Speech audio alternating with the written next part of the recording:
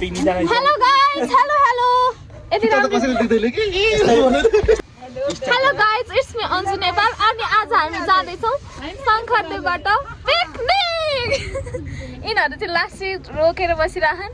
यो चाहिँ आजको मेरो क्यामेराम्यान दाइ क्यामेरा ल्याएन अनि कविता अनि हेलो गर न हेलो गर न हेलो हाम्रो सिद्धार्थ ब्याङ्क उता छन्। Hello Siddhartha bank manager Siddhartha ब्याङ्कको म्यानेजरलाई हामीले लिएर हिँडिरहेको छौँ आज। लोन चाहिएमा सम्पर्क गर्नु लोन चाहिएमा हामीलाई सम्पर्क गर्न सक्नुहुन्छ। उसको ब्याङ्कबाट लोन लिएर मैले काठमाडौँमा घर बनाइसकेँ। पत्याउनुहुन्छ त यो गाडी पनि किनिसकेँ। यो पनि मेरो आफ्नै गाडी हो। अब धेरै गफ के लाग्नु अरू साथीहरू आएका छैनन्। अहिलेको लागि यति नै धन्यवाद। हाम्रो भिआइपी साथी आउने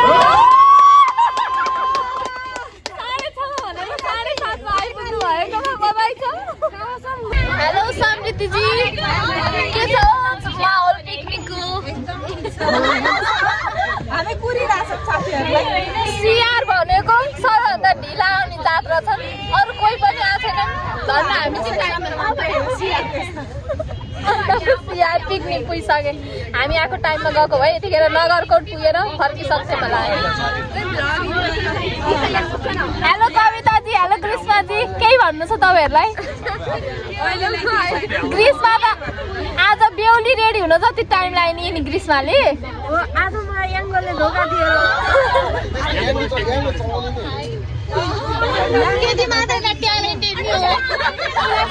हाम्रो युट्युबको म्यानेजर हुनुहुन्छ शेखर सुवेदी। युट्युबको म्यानेजर हो। आसन रहनको लागि धन्यवाद। अर्को उता साथी हुनुहुन्छ उहाँ चाहिँ नबोली बसिरहनु हाम्रो अर्को साथी किन नबोलेका हुन्? ए साथी कसलाई हेरेका हुन् त्यसरी?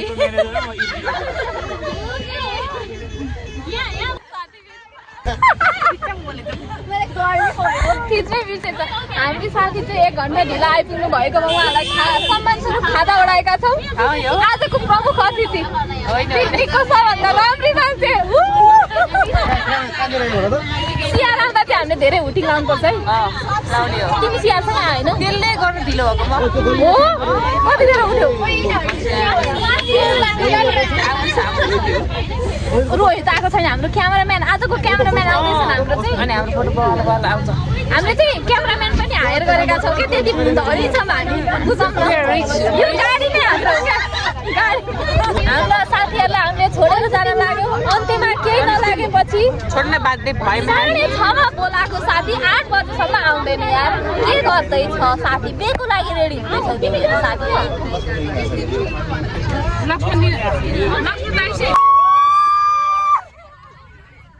फाइनली हामी हाम्रो डेस्टिनेसनमा आइसकेका छौँ हो र?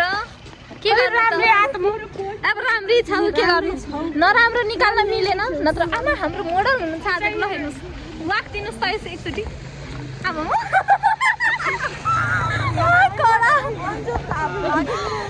ब्लगिङ हामीलाई देखाउ यस्तो राम्रो भइरहेको छ।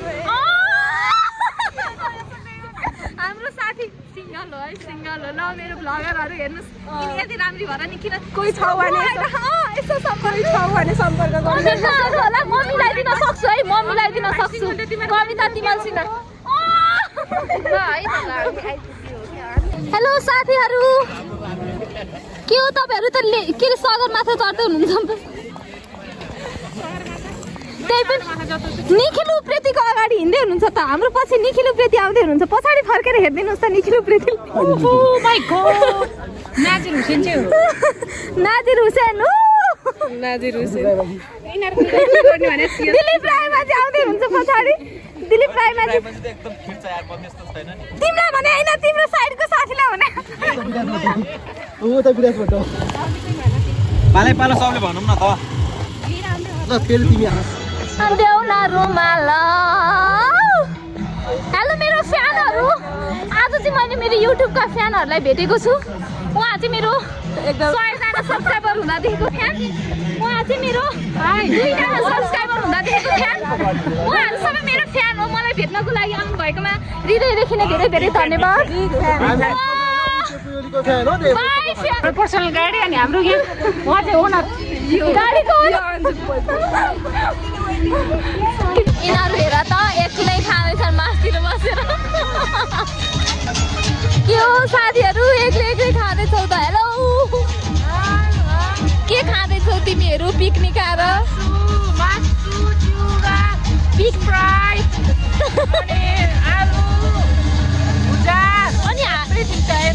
पहेँलो चाहिँ के त्यो सुन हो सुन खाँदैछौ पहेँलो के हो त्यो नुन लगाएको छ आलुमा यस्तो मिठो खाना पाउनलाई भयो भने हामी भाग्यमा लिएर हौँ होइन सङ्खतेबाट पिकनिक आइयो त्यही भएर हेलो शेखरजी हेलो रोहितजी के हो अनि खाने बेला बोल्छ छैन त हेलो लक्ष्मण कता छ हो ग्रीष्माको लक्ष्मण खोइ देखिया छ ए देखेन छ ल ल ल हेलो कविताजी देखिया छौ यता फर्केर आउँछ है ग्रीष्मा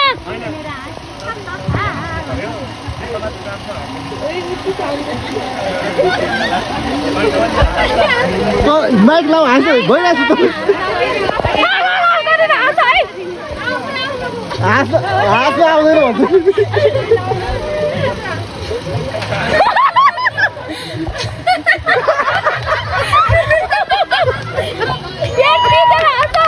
धन्यवाद अब भने हामी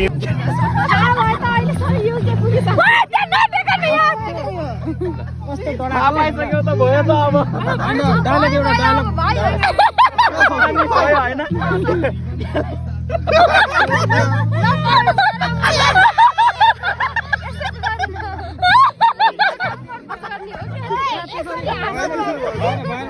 जाऊ है छिटो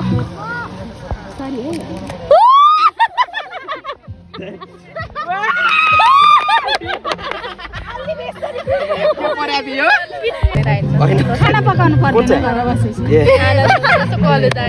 ल सन्चै तार्नु सन्चै अब सन्डे कति सजिलो रहेछ कहाँ अहिले नि भिडियो खिच्न एउटा भिडियो के गर्छौ गर न त्यो कसो यो के गर भने खुसी हुँदा के गर्छौ अनि हाँस न हाँस्ने भए हाँस्ने चाउनु पर्छ ल म बहुला हो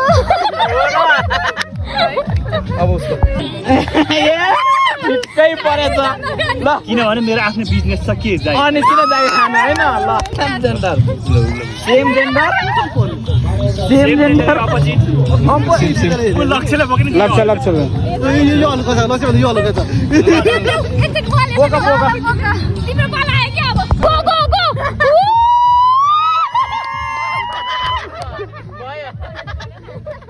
आफै गर्नु त यार बोइमा छ अरे अर्को केटा छ नि बोल्दै छ अरे कि ए पहिलाको एक्सले सम्झौ न हो तिम्रो एक्सले बिहा छोडेर गयो भने त लु सम्झेर भने एक्टिङ गर एक्टिङ गर एक्टिङ गर के के अरे बोल्छ मेरो बोयफ्रेन्डलाई गर्लफ्रेन्ड छ त्यही पनि मेसेज गरेर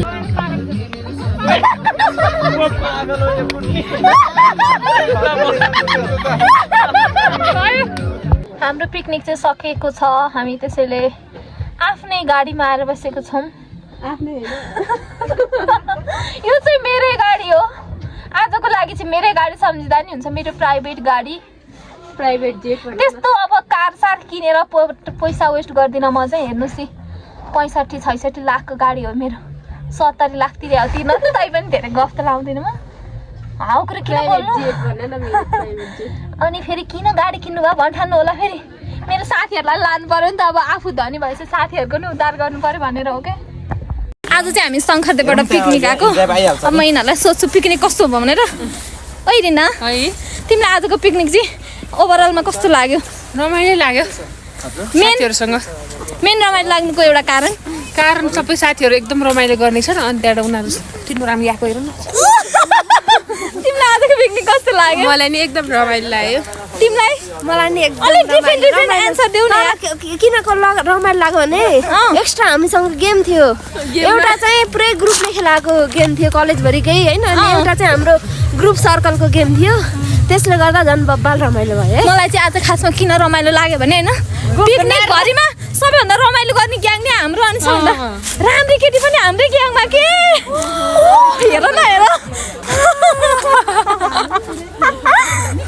सबैजना राम्री उनी चाहिँ एक्स्ट्रा के एक्स्ट्रा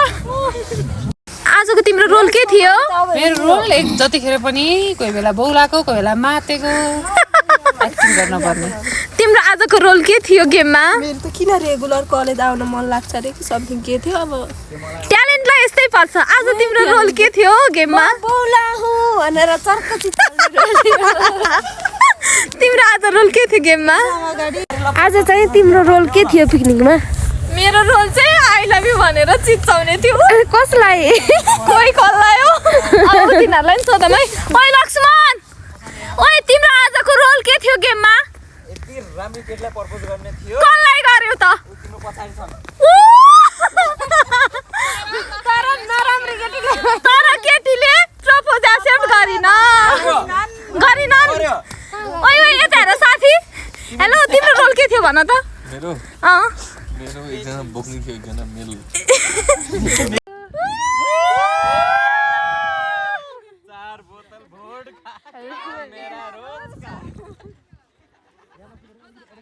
तिमी चाहिँ के यहाँ बस न मेरा दिल हामीलाई किन नगरे त ओए म त च्या पिकनिक कस्तो भयो केटी पिकनिक त रमाइलो भएको थियो अहिले बाटो पनि नरमाइलो क्यामेरा हेर फेरि त फर्के त कि दस आइलाग्यो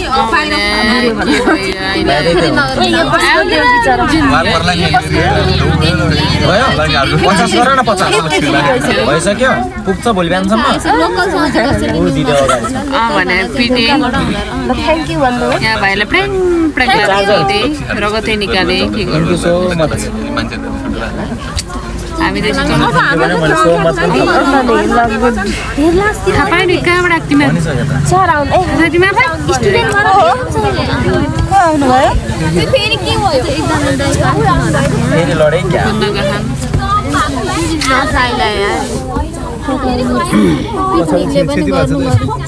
सबजना त्रासमा छन् घर गएर पुग्यो झन् छिटै हिँड्ने भयो भनेर उहाँबाट छिटै हिँड्यो